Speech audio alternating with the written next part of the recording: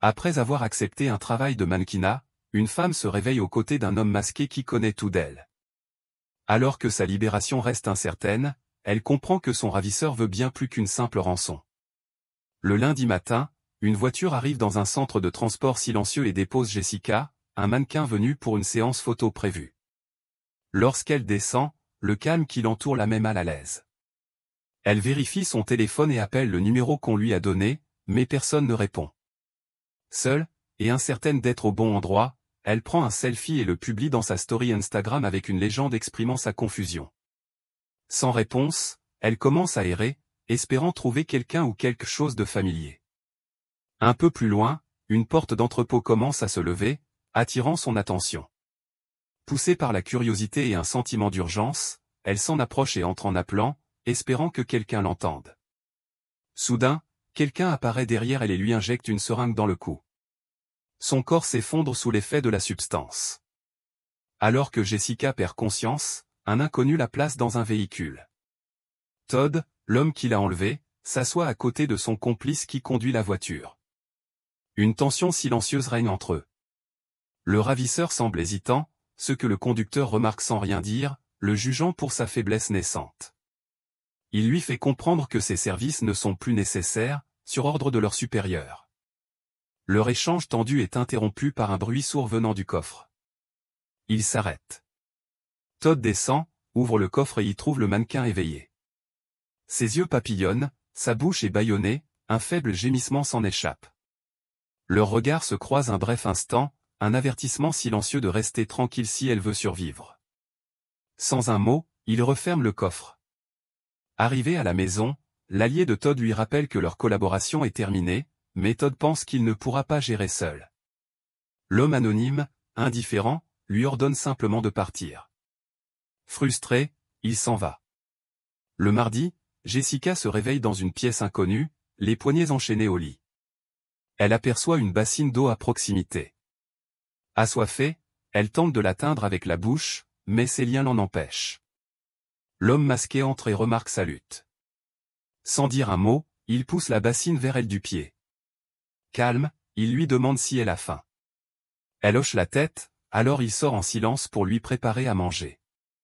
Pendant son absence, le mannequin hurle à l'aide, mais s'arrête dès qu'il revient avec un bol. Pendant ce temps, Amber, l'amie de Jessica, commence à s'inquiéter après n'avoir reçu aucune réponse à ses messages. Elle contacte un policier, mais celui-ci lui conseille d'appeler d'abord son agent de mannequinat. Dans la maison isolée, l'homme masqué revient et informe Jessica qu'elle sera mise aux enchères, à partir de $30 000, le dimanche suivant. Choquée, elle demande ce qu'il attend d'elle. Il répond que cela dépendra de l'enchère la plus élevée. Il lui propose une alternative, si elle peut convaincre un proche riche de payer $250 000, il la relâchera. Retenant ses larmes, le mannequin lui dit qu'elle n'a personne. En pleurs, l'homme la raille et lui conseille de se préparer pour son nouveau propriétaire avant de quitter la pièce. Pendant ce temps, John, l'ancien amant de Jessica, appelle la mère de la jeune femme, Sally, inquiet de ne pas avoir de nouvelles. La mère le balaie, affirmant que sa fille est sûrement en voyage professionnel et qu'il ne fait plus partie de sa vie. Il lui demande alors des nouvelles de son fils Zach, mais elle répond froidement que le garçon ne le verra que les dimanches, puis elle raccroche brusquement. Dans la maison, Jessica demande si elle peut partir. L'homme masqué lui répond que non, révélant qu'il agit sous les ordres stricts de son supérieur. Le mannequin le provoque en disant que son chef profitera de tout tandis que lui prend tous les risques. L'homme reste impassible et sort sans un mot. Ailleurs, Amber appelle l'agent de son ami, Al, qui la rassure en disant que tout va bien. Rassurée, elle ignore que la vérité est bien plus sombre. En captivité, Jessica commence à manipuler la situation en tentant de gagner la confiance de son ravisseur. Elle le complimente, le trouve mignon. Sans émotion, il retire son masque pour la première fois et se présente, il s'appelle Dan. Curieuse, elle lui demande pourquoi il l'a choisi. Il lui explique que ce n'est pas lui, mais une organisation appelée Peste Noire, qui sélectionne des femmes magnifiques pour les vendre aux enchères. Feignant d'être flattée, elle prétend qu'elle n'est pas spéciale et pensait être la seule. Dan lui avoue qu'elle l'est, car c'est la première à qui il a montré son visage. La captive continue de jouer le jeu et lui demande combien de fois il a fait ça. Il admet l'avoir déjà fait.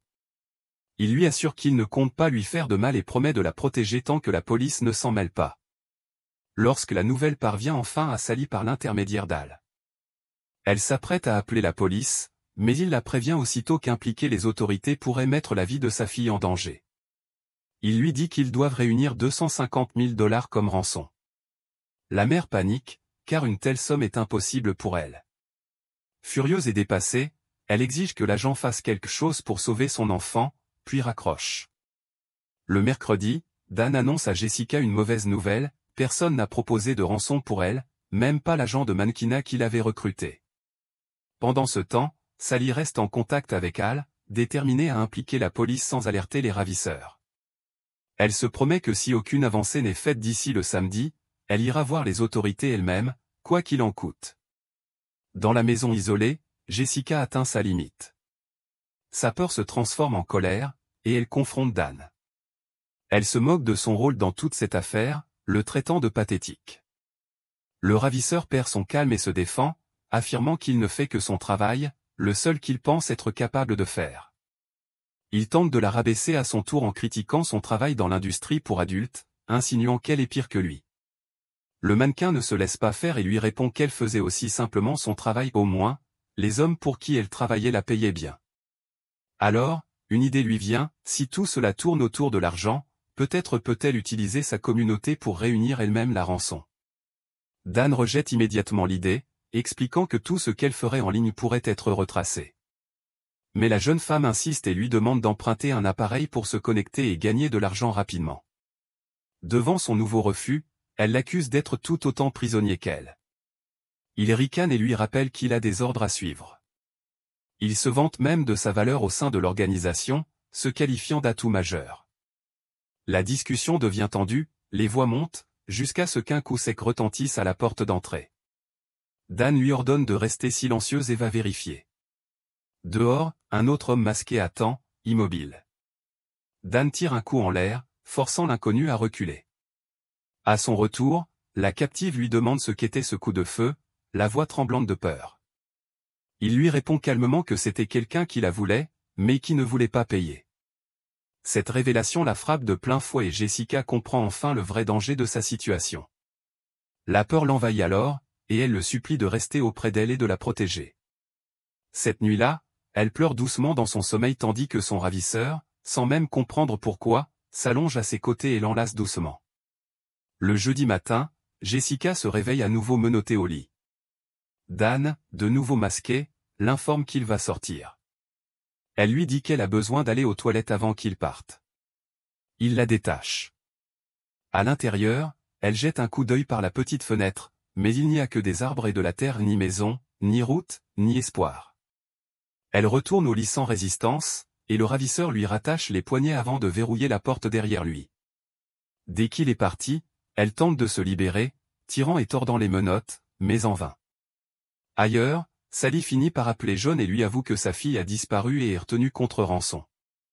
L'homme, stupéfait, lui demande pourquoi elle n'a pas contacté la police. Elle explique que les ravisseurs menacent de tuer sa fille si les autorités interviennent.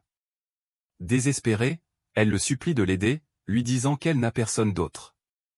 Calme mais inquiet, John accepte et lui demande tous les détails qu'elle connaît. De retour dans la maison, Dan revient avec un nécessaire de toilette et des vêtements propres. Il dit à Jessica qu'elle doit se doucher, car elle sent mauvais. Gênée mais reconnaissante, elle le remercie sincèrement et entre dans la salle de bain. Le ravisseur reste à l'extérieur de la porte, observant sa silhouette à travers le verre dépoli. Il admire brièvement ses courbes puis détourne le regard, incapable d'admettre son attirance pour elle. Lorsque le mannequin sort, elle lui sourit de nouveau et le remercie encore. L'homme la regarde longuement et murmure qu'elle vaut plus que 250 000 $. Elle lui demande alors combien il pense qu'elle vaut. Cela change son expression, mais au lieu de répondre, il lui remet les menottes et s'éloigne sans un mot. Dans un flashback, Amber se vante auprès de Jessica d'un homme riche qui paie tout, le loyer, les vacances de luxe. Elle pousse son amie à envisager de faire la même chose, mais le mannequin ne répond pas tout de suite, perdu dans ses pensées. Amber insiste, lui rappelant que cela ne pourrait pas être pire que de rester avec John, son ex-petit ami infidèle. La femme célibataire finit par avouer qu'elle a déjà songé à flirter avec un vieux riche juste pour s'en sortir financièrement, mais qu'elle est satisfaite de sa vie actuelle. Jessica affirme qu'elle a sa famille, sa carrière, et surtout, son bébé. La tension se dissipe alors que les deux amis éclatent de rire, entrechoquant leurs verres et trouvant un instant de légèreté dans leurs difficultés communes. Elle plaisante sur la difficulté d'être jolie, mais en tire une certaine fierté. Puis Amber confesse que ce sont les « simps » qui les idolâtrent qui maintiennent leur monde en équilibre. Pourtant, le mannequin affirme qu'elle ne veut pas dépendre de ce style de vie, peu importe à quel point elle est fauchée. De retour au présent, le vendredi, Jessica est assise en face de Dan, partageant un café en silence. Le ravisseur lui dit que, quoi qu'il arrive, il va la livrer à l'événement prévu pour le dimanche. Il mentionne presque avec désinvolture qu'il devra la sédater de nouveau, comme avant, pour éviter qu'elle ne résiste. La captive, à moitié en plaisantant, suggère qu'elle pourrait simplement coopérer, mais il rejette aussitôt cette idée, disant que ce n'est pas ainsi que l'organisation fonctionne. Elle le taquine ensuite, l'accusant d'être un harceleur pour en savoir autant sur sa vie. L'homme corrige, il appelle cela de la recherche, puisqu'il est celui qui a été chargé de la surveiller. Sans prévenir, il fait glisser quelque chose sur la table vers elle, une arme compacte de qualité militaire. Jessica tend lentement la main vers l'objet, hésitante, mais Dan lui demande de le lui rendre rapidement. Il prend ensuite l'arme et propose de lui apprendre à s'en servir. Ils sortent ensemble et, sous un ciel gris d'après-midi, il lui montre calmement quelques techniques. Jessica l'imite, et pendant un court instant, l'atmosphère entre semble presque normale. L'homme lui dit qu'elle peut la garder, mais alors qu'elle hésite, ses doigts se resserrent sur l'arme.